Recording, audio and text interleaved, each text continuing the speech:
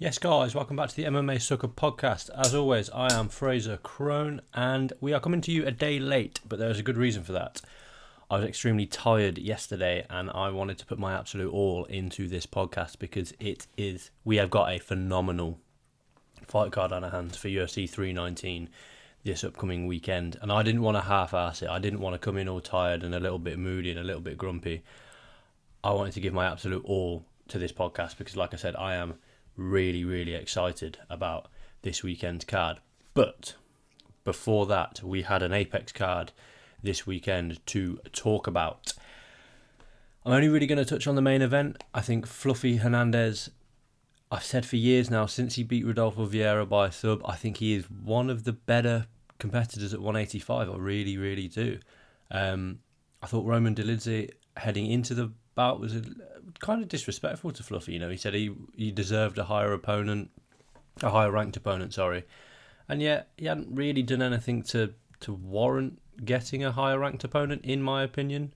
It's a difficult one. Roman Dolidze, I think they'd fought before. I'll just double check that.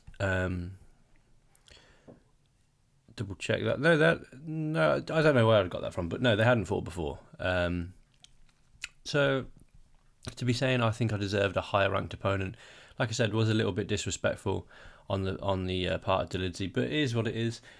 What I really liked was Roman Dolidze's leg kick, the elbows, of Dolidze. I thought they were really good when Fluffy was entering his range. He used some really good elbows. Did it deter Fluffy? No, it didn't. I really liked Hernandez's leg kicks. I really thought they were good. On the elbows of Dolidze, I think if Hernandez is going to really crack that top five, get into the upper echelons of the division, the rankings have been updated now. Anthony Hernandez moves up to number 7, above Robert Whittaker, above Jared Cannonier, and Roman Dolidze drops 2 to number 11. Interesting that they've moved him above Cannonier. Obviously, Cannonier is fighting MVP this weekend. I'll go on to talk about that a little bit later on. But they usually like to keep a high-ranked number next to each person's name. But, it is what it is. He's going to have to shore up that defence because he was getting caught a lot on the way in. I would also say that his striking into takedowns was nice. And his technique, Fluffy Hernandez, his technique is amazing. He's not the biggest guy in the division. Physically, Dolidze is a lot bigger than him. Someone like the champion Dricus is a lot bigger than him. Renier Derrida, I think, would be a lot bigger than him. But his technique, he just gets the takedown a lot, and he got the takedown a lot against Dolidze. And it's because of his technique. You don't have to be the biggest, most muscular Brock Lesnar style guy to get the takedown. If your technique is there, it's going to be pulled off more often than not. He took Dolidze down 9 out of 11 times. That's an 81% takedown accuracy for Anthony Hernandez. And then once he gets the takedown, it's in his world then, really, in Hernandez's world. The finish came. I mean, the squeeze must have been phenomenal from Hernandez because it wasn't locked in massively, that kind of rear naked choke that he got. But it was just a phenomenal finish by Anthony Hernandez, who is a legitimate problem at 185. I do believe that. He's shown that he can beat a range of different styles. Rodolfo Vieira, Roman Kopylov he beat, Edmund Shabazian, Michel Pereira, Brendan Allen, the fight before he beat Roman Dolidze. Now he's in the main event fights that he's had. He's had 2, I think, in his career now. Michel Pereira beat him via 5th round TKO after a dominant performance. 10 takedowns landed in that one. Against Roman Dolidze, 9 takedowns. I'd say a pretty dominant performance, and he finishes him in the 4th round. Really good stuff from Anthony Hernandez. And like I said, I think he's a legitimate problem at 185 if he can get the right fights. What would be next is a great question. It's a difficult division to matchmake. A lot of it depends on this weekend between Dricus and Khamzat. Number 1 in the division, the champion, facing number 3 in Khamzat. Nasruddin Imavov takes on Cal Borhalo, number 1 versus number 4. That's at the beginning of next month in Paris, I believe. We've got Sean Strickland still out. I don't really know what Sean Strickland's doing. I know, there's suspensions and all or whatnot with him. You've got Israel Adesanya and Renier Derrida. I think a Renier Derrida fight would be fascinating. In another main event for both men, I think that fight would be absolutely fascinating. But I think a lot of it depends on this weekend and the outcome of this weekend. That's pretty much all I want to really say on the main event from this past weekend, because I do want to go on to really talk about UFC 319. The only other sort of key highlight, the slam knockout was disgusting, as all slam knockouts are, but Christian Leroy Duncan's great. He's finally putting it all together. He's finally being a little bit nasty with his strikes. I think he's too nice a guy sometimes in there, and it doesn't really come across that he wants to try and finish fights. He finishes fights now. TKO and Eric Anders, first man to TKO Eric Anders at middleweight. The last man to TKO him, I think, was Thiago Santos, who's one of the heaviest hitters we've seen in the UFC. And that was up at light heavyweight. So Christian Leroy Duncan is a serious problem. But that's that. We've done the kind of admin side of things now. Let's move on. UFC 319 main event breakdown. We've got one of the most intriguing fights, I think, in recent times. Max Holloway and Dustin Poirier. We knew how that was. We pretty much knew how that was going to play out. That was going to play out on the feet. Topuria and Oliveira, we kind of knew. We had a good idea of how that one would play out. I've got no idea really how this one's going to play out, and I've got an article coming out later this week on MMAsucker.com as to why this main event is so difficult to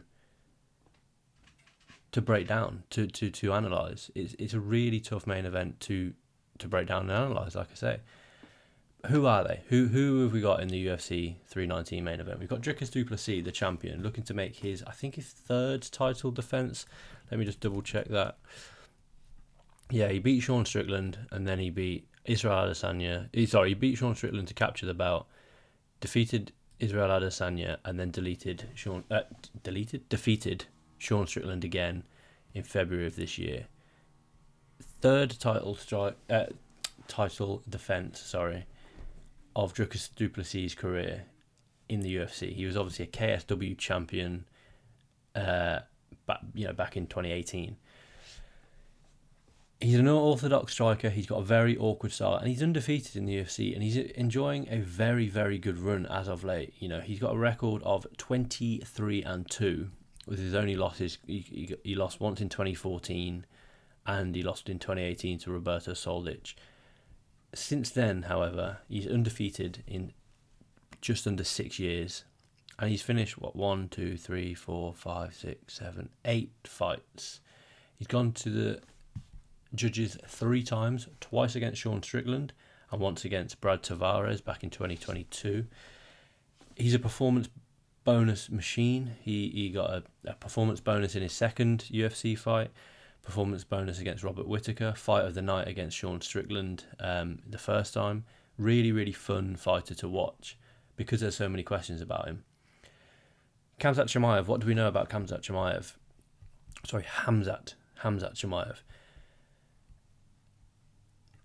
We know bits about Khamzat. He's 31 years old, undefeated professional record, wrecking ball. He's an elite wrestler. He thrives on smothering his opponents with the pressure, with the wrestling, all apart from one in the UFC, Gerard Meerschaert, who he knocked out on the feet in 17 seconds. If we're talking about bonus machines, this is the man that you want to talk about. Debuted on the 16th of July 2020, performance bonus. On the 26th of July, he broke the record for the quickest turnaround between UFC wins in the modern era, which was just 10 days, another performance of the night bonus. Then in September of the same year, he got another performance of the night bonus. Then against Li Jingliang, he got another performance of the night bonus. Then against Gilbert Burns, he got fight of the night. Kevin Holland, I'd rather not talk about that fight, the UFC 279. Khamzat ruined that card, in my opinion. He had a great fight against Kamaru Usman that I'll talk about a little bit later, and then he returned in October of last year to get another performance of the night bonus against Robert Whittaker when he submitted Robert Whittaker.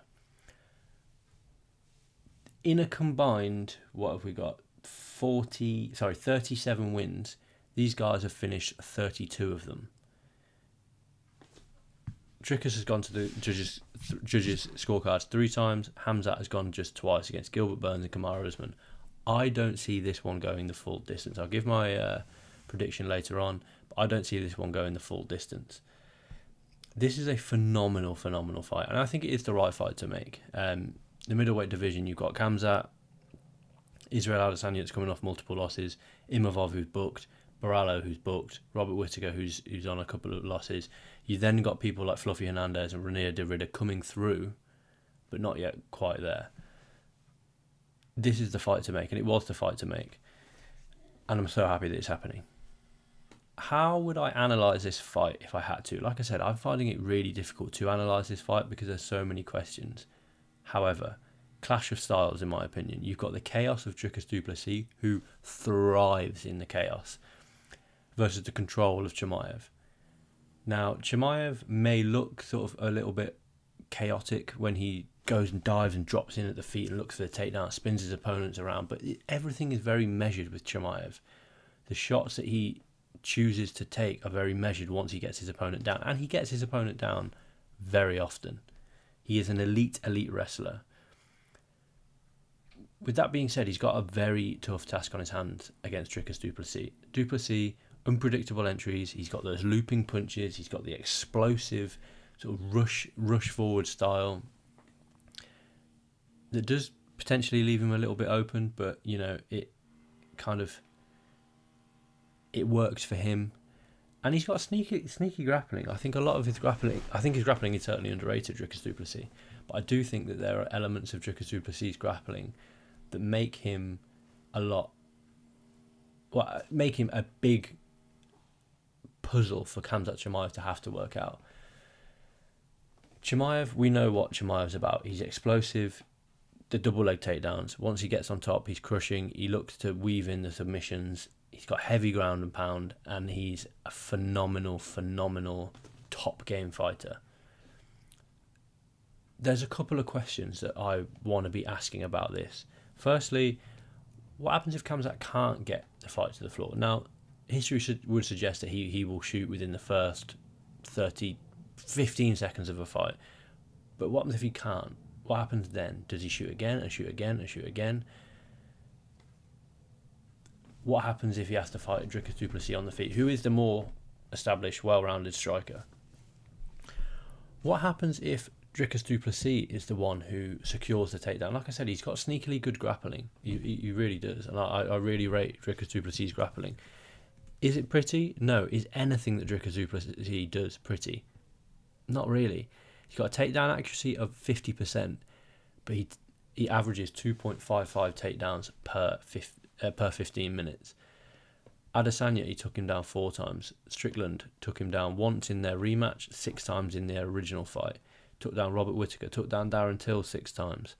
He does get the takedowns fairly often in fights. Like I said, 2.55 average.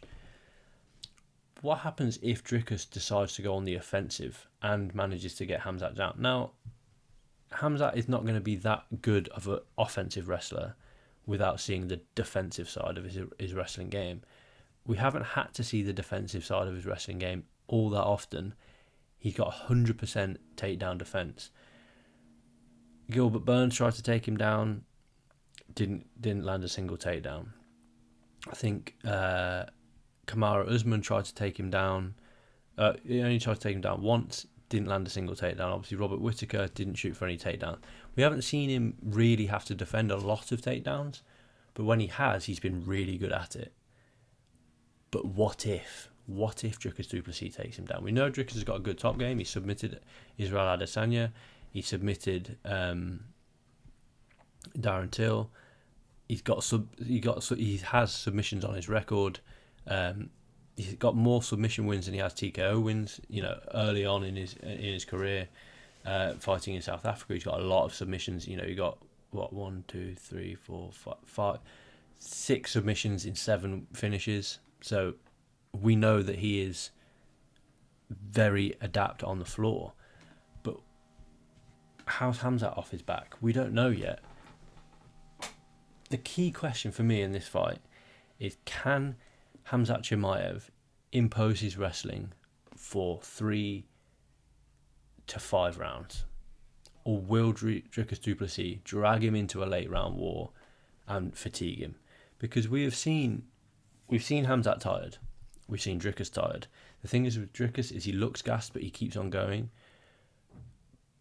But in the 2 times that we've seen Chimaev have to go deep in a fight, no 15-minute fights, no 25-minute fights, remember, 15-minute fights. When Khamzat Chimaev's had to go deep, he has looked tired. Against Gilbert Burns, he looked very, very tired. And another round or 2 that could potentially have gone Burns' way. Against Kamaru Usman, he was comprehensively beaten in that final round. I think it was the final round. I can't remember now off the top of my head. I should have rewatched the fight, but he gassed in that fight as well. What happens even if Chimaev does exactly what we think Chimaev will do and take Dricus du Plessis down? What happens if he can't finish him? What happens if he can't finish him in the first round? And then they go into the second round. What happens if he can't finish him in the second round? The third round starts. Every round starts on the feet, remember. What happens? What if? And that's what I think this fight is going to come down to. It's going to be the chaos of Dricus du Plessis. Can he catch Chimaev when he shoots in? Or can Chimaev be a little bit more controlled than we've seen in previous fights? Yes, he's going to be slightly chaotic in going for the takedown. But once he gets that takedown, is he going to be slightly more chaotic in looking to secure the finish, or is he going to do what I really write home about? I said it about René de Ridder against Robert Whittaker. Is he going to prioritise position over submission and really look to wear on Dricus du Plessis and impose his will, and potentially be willing to go 25 minutes to win the bout? That's a massive question for me. It's going to be the chaos versus the control. And let's not forget, this fight is for the middleweight title, £185. We assume that Khamzat Chimaev is going to be fine making £185, but we've seen him struggle at the weight before. Not 185, but 170. We've seen him struggle. We've seen him struggle to make weight before. Dricus du Plessis is a massive, massive guy. Probably going to be the biggest guy physically that Khamzat Chimaev has faced in a long, long time. And now, I don't mean this with any disrespect to Khamzat, but if you look at the guys that Dricus du Plessis fights, Sean Strickland, legitimate middleweight; Israel Adesanya, legitimate middleweight; Derek Brunson, legitimate middleweight; Darren Till, legitimate middleweight; Brad Tavares, Trevin Giles, Marcus Perez, all of these guys are legitimate middleweights. We compare that to Khamzat Chimaev. Robert Whittaker was a welterweight, now is a legitimate middleweight. Okay, fair enough. Kamaru Usman stepped into that fight on short notice. He's a welterweight. Kevin Holland is a welterweight. Gilbert Burns is a welterweight, and he went the full distance with him. Li Jingliang is a welterweight. Khamzat Chimaev has fought a lot of guys. The last sort of 3 guys that he's fought have all been former welterweights. Israel Adesanya is never making welterweight.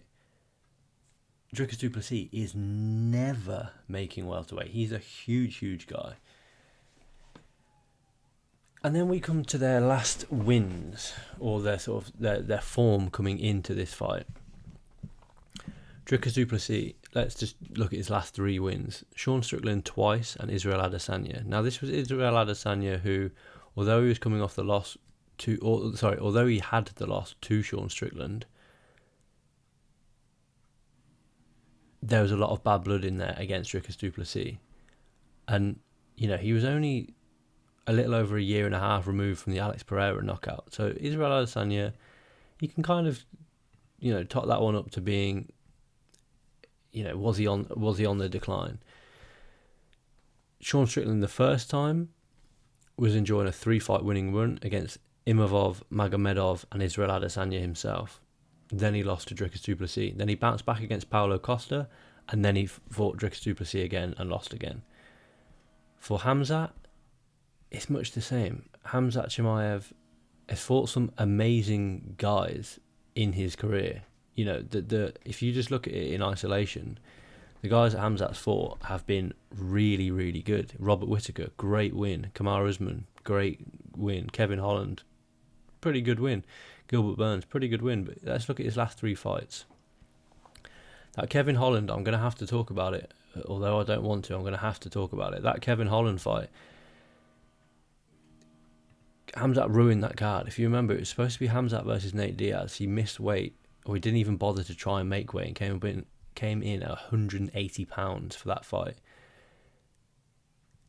The whole card was messed around. Daniel Rodriguez, Li Jingliang, Khamzat Chimaev, Kevin Holland, Nate Diaz, and Tony Ferguson. The whole card was messed around. That fight was made on, days' notice, hours' notice. And Kevin Holland, with respect to Kevin Holland, has a huge flaw in his game in the wrestling realm. It's almost a made fight for Khamzat Chimaev, that fight. Kamaru Usman, like I said, Kamaru Usman came in at short notice to middleweight, so he's 15 pounds heavier than he usually would fight. He was also coming off 2 losses, the head kick KO and then the majority decision to Leon Edwards. And then took a year and a half out of the octagon after losing to Chimaev. Robert Whittaker is a phenomenal fighter. There's no denying that. And he was in form when he went into that Chimaev fight. He just beat Paulo Costa across 3 rounds, and then he knocked out Ikram Alexeyrov in the first round, his first finish in years, since 2017. But after seeing Robert Whittaker against Renier de Ridder, was that fight just the beginning of the decline of Robert Whittaker? We don't know that for sure. We'll have to see again whatever Robert Whittaker does next. But Khamzat Chimaev's wins have come against good guys who have potentially sort of, towards the end of their career, or favourable matchups. That's not something you can say about Dricus du Plessis. He hasn't been given any favourable matchups. The Robert Whittaker fight for Dricus, that came after Robert Whittaker. He had the loss to Adesanya by decision, then he bounced back against Marvin Vettori, then he fought Dricus, and then after Dricus, it was a middleweight title eliminator. That's what they think about Robert Whittaker. After Dricus, he went on a 2-fight winning run. So it's not like that was sort of an older, aging Robert Whittaker. Sean Strickland, form of his life, after being knocked out by Alex Pereira and then losing to Jared Cannonier, he went on a 3-fight winning run, including a win over Israel Adesanya, and then he was beaten by Dricus du Plessis. Even, it's a difficult one, because I don't want to say that either guy has had an easy run to this fight, because they haven't. You don't get easy runs in the UFC. But the stakes for the middleweight division is something that I want to move on to talk about. If du Plessis wins, it cements him as a legitimate defending champion, and bigger fights, not bigger fights, but big fights can be next. The middleweight division is booming at the moment. He will probably face the winner of Imavov and Borrallo, or a Renier de Ridder, or a Fluffy Hernandez. They're a huge fight. Or he can move up to light heavyweight. He's that big of a guy. If Chimaev wins, the UFC gets a potential global superstar, a potential megastar in Khamzat Chimaev, possibly setting up, just absolutely massive fights for Khamzat Chimaev. He's a big, big name. However, Khamzat isn't the most active fighter. After the amazing run of breaking the record for consecutive wins in the UFC, that was in 2020. Since then, he's had 5 fights, so he averages a fight a year since 2020. He fought once in 2021, twice in 2022, but that second fight has the caveat of not even bothering to try and make the weight. Then he moved up, obviously, but he took a year out of the octagon to face Kamaru Usman. Then he took another year out of the octagon to face Robert Whittaker. The Robert Whittaker win for Khamzat Chimaev came in October 2024. It's now August 2025. So your best part of 10 months out of the octagon. How can you rely on Khamzat Chimaev being a regular featuring member of the UFC? Now you compare that to Dricus du Plessis. Dricus, since, let's be fair, let's compare it. He's had one fight in 2025 already, and he's up for another one this weekend. He had 2 fights in 2024, 2 fights in 2023, 2 fights in 2022, and a single fight in 2021. Very regular, very kind of reliable champion.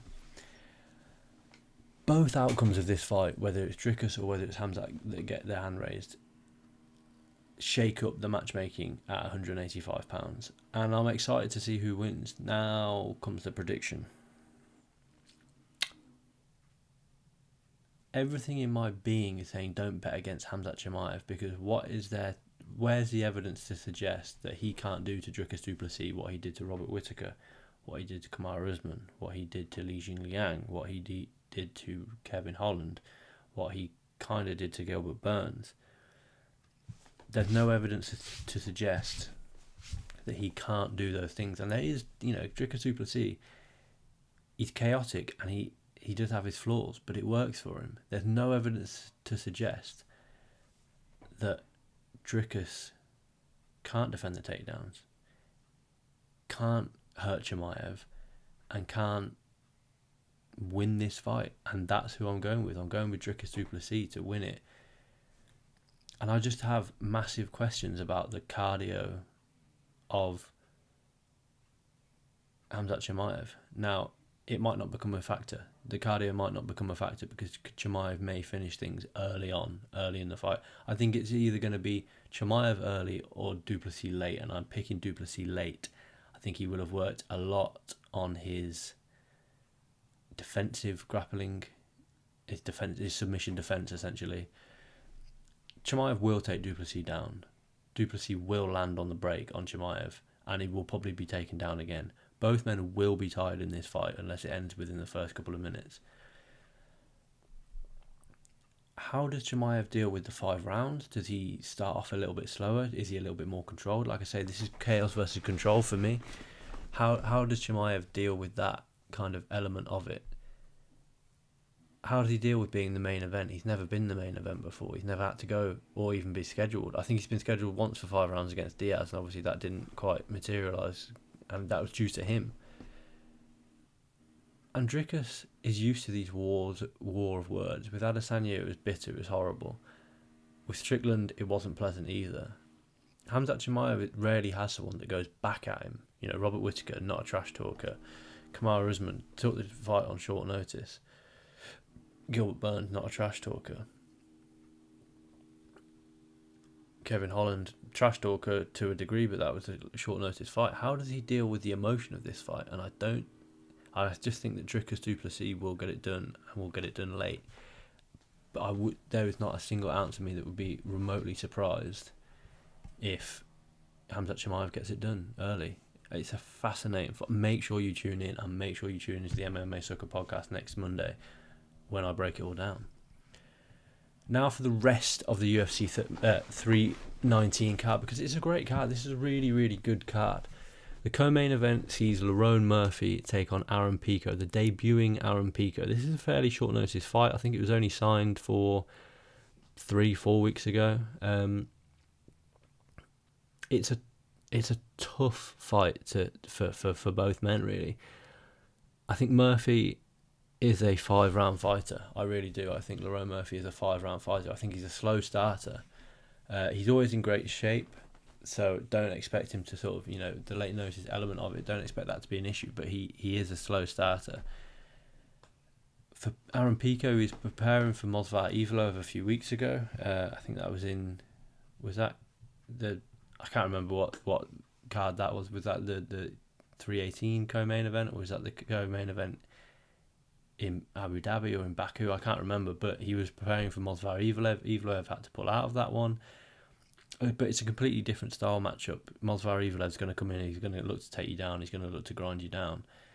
Lerone won't do that. Lerone will come in to try and take your head off. Pico has been out for a year and a half, which is a long time. And obviously he hasn't fought in the UFC yet. And how much is that going to affect him? We saw Patchy Mix freeze in the moment. We saw Pitbull come over and not do very well. No, he didn't freeze in the moment, but he was up against a tough test in Yair Rodriguez. You compare that to Lerone Murphy. Lerone's been in the UFC now since 2019. He's headlined fights against Edson Barboza. He's headlined fights against Josh Emmett last time out. And that Josh Emmett, that was in April of this year. He's also fought in October last year. He fought in May last year. Aaron Pico has not fought for a year and a half since February of last year. So Josh Emmett has got... Lerone Murphy has got 3 fights under his belt, 2 5-round fights and a 3-round fight under his belt since Aaron Pico last fought. He's got the experience of being in the UFC. Now, Aaron Pico is a special talent. And I remember when he made his debut against Freeman and he was submitted, that was the Bellator's debut in New York City in Madison Square Garden. I believe Heather Hardy was on the card. Ryan Bader, I think, was on the card. And I think it was headlined by... That was, I think, the card where we had Michael Chandler have the sort of dead foot and fell over as it, or had the stool removed as he was about to sit down. You had Fedor, Matt Mitrione with a double knockdown. I think it was headlined by Chael and Vanderlei. That's how long ago, relatively speaking, Aaron Pico made his debut. Since then, that was 2017. Since then, he's had 17 fights, 13 wins, 4 losses. His 4 losses have all come via knockout. That being, 4 losses, 3 by knockout, 1 by submission on his debut. That being said, one of them was a shoulder injury against Jeremy Kennedy. One of them was the flying knee against Adam Burks, and one of them was against Henry Corrales. He was taking souls. He was snatching souls when he first sort of burst on. After the original loss, he was taking souls. He's got a very good ability to knock people out despite having a wrestling background. He's 28 years of age now. I think it's the perfect time for him to come over into the UFC. But Lerone Murphy's not about to give up his O for just anybody. He's 34, so he's got to kick on. He's number 6 in the featherweight rankings, Lerone Murphy. He's 16-0-1 with that draw. It shouldn't have been a draw. He won that fight. This is a massive fight for both men. I'm picking Lerone Murphy by decision. I think he wins it 2-1. I think Pico might look to take him down in that first round and kind of settle the nerves a bit. Lerone will then sort of take over in rounds 2 and 3. Really, really good fight though. Jeff Neal versus Carlos Prates. Was Prates all hype? You know, Gary exposed him for being fairly one-dimensional, but on the other side, Jeff Neal is fairly one-dimensional. I think we're up for a potential war on the feet. Massive, massive fight for Carlos Prates. Coming out of that Fighting Nerds gym, you know, he burst onto the UFC scene with 4 straight performance of the night winning knockouts, including Li Jingliang, Neil Magny, great wins. But then when he came up against Ian Gary in the main event, he was exposed for being fairly one-dimensional. I think Gary handled him pretty well. Who wins this one? I'm going Prates, but I am going by decision. I don't think Jeff Neal isn't an easy man to finish. I think he's only been knocked out once, and I think that was Kevin Holland back in 2017. I thought Stephen Thompson had knocked him out, but he hadn't. He's a tough man to finish. I am going Prates, but I am going via decision. Another middleweight fight on the card. MVP versus Jared Cannonier. This is a fascinating one for me. MVP, strong middleweight contender after beating Magomed Sharapov. However, Cannonier is coming back into form after a big stoppage over Robocop. It comes down to one question: can MVP stick and move for the entire fight? Does this fight go the same way as Cannonier's fight with Israel Adesanya, where Adesanya was able to stick and move? You know, he was able to hit and hurt Cannonier with very little coming back his way. But what I think is a good omen for Cannonier in this one is that this is his first 3-round fight since February 2022. He's had 6 straight headline slots. Now that can be good because he'll have more sort of gas in the tank, as it were. I don't think he would have changed his training up too much. With that being said, does he maybe take the first round and the second round off and fall into the sort of main event headspace that he's got time? He doesn't have time in this one. I'm going MVP and I'm going via decision. So unfortunately, that is 3 decisions back to back. But it is what it is. Rounding out the main card is Kaya Sakura versus Tim Elliott. Were the UFC right to put Kaya Sakura straight into a main event title shot against Pantoja? He was, for want of a better word, he was exposed in that one. But you're going in there against a generational great in Pantoja. So, were the UFC right to put him straight into a title shot? I think, they were. There's a distinct lack of talent at flyweight, and you had to get some in from elsewhere. Is he all hype though? Has he got what it sort of takes to mix it with the best in the UFC? And Tim Elliott will answer all of those questions, or ask all of those questions. Tim Elliott is on he's on a decent run of form. He's 3-1 in his last 4, but that one loss came against Mohamed Mokaev, who he was dominating that fight until Mokaev submitted him in the 3rd round. He got a performance of the night last time out against Majuri, but that was in 2023. He's been out for all about a year and 8 months. He's been out for 20 months. This one's a fascinating one. I am going Asakura and I am going via knockout. Elsewhere on the card, we've got to look up and down this card. You've got King Green versus Carlos Diego Ferreira. Good fight at lightweight. It's fun. King Green's always fun. Jared Meerschaert versus Mikhail Olenczejczuk. Again, solid middleweight fight. Jessica Andrade versus Lupi Godinez at strawweight. Now, Jessica Andrade is looking to snap a 2-fight losing run. Natalia Silva and Jasmine Jasdavicius. Jessica Andrade is a weird one. She's been the she debuted at bantamweight. She's been the strawweight champion. She had a flyweight title shot. She's gone back. She's just jumping around the weights. She's a tweener. She's probably a 120-pound fighter. She's back down at strawweight for this one against Lupi Godinez. Godinez is one of my favourite fighters to watch. She bounced back last time against Julia Pilastri after losing to Jandiroba and Dern. I'm going Lupi via decision on that one. Chase Hooper versus Alexander Hernandez, sorry. It's a fun fight. Chase Hooper gets a submission in this one. He's got 5 straight wins, 3 by submission. He beat Clay Guida, he beat Jim Miller. Chase Hooper's winning that one. Edson Barboza versus Drakkar Klose. At light, I didn't even see that's at lightweight. Edson Barboza moving back up to lightweight. He's in the twilight of his career now. Edson Barboza doesn't stop him putting on great fights.